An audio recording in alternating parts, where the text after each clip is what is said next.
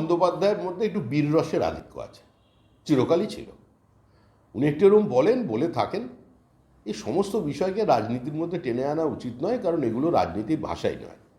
আর আমি সকলের অবগতির জন্য একটি কথা বলতে চাই, এই এসআইআর নিয়ে এত বিরোধ, এত পথে নামার উদ্দেশ্য একটাই, তৃণমূল তাদের প্রাতিষ্ঠানিক লুট, সীমাহীন দুর্নীতি এবং গত 14 বছরে তাদের যে খুন, রাহাজানি, নারী নিরাপত্তাকে ধ্বংস করে দেওয়া, গণতান্ত্রিক ব্যবস্থাকে শেষ করে দেওয়া, আরজিকর, অপার দৃশ্যমানতা, এই সমস্ত ক্ষেত্রেই যখন মানুষ ক্ষুব্ধ তৃণমূলের প্রতি, মানুষ যখন তৃণমূলকে বিসর্জন দিতে চাইছে, তাই সমস্ত কিছুর থেকে দৃষ্টি ঘোরানোর জন্য এসআইআরকে ঢাল হিসেবে ব্যবহার করে দিকে দিকে দুর্বল চিত্রনাট্য তৈরি করা হচ্ছে।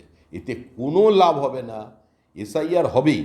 আর আজকে যদি এসআইআর বন্ধ হয়ে যায়, ইডি সিবিআই এর দপ্তরে যদি তালা লাগিয়ে দেওয়া যায়,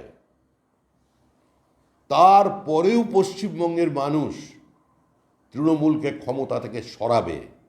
তৃণমূল যাচ্ছে, তৃণমূল চলে যাবে। পৃথিবীর কোনো শক্তি নেই তৃণমূল কংগ্রেসকে চতুর্থবারের জন্য পশ্চিমবঙ্গের ক্ষমতায় ফিরিয়ে আনার। তৃণমূল কংগ্রেস আজকে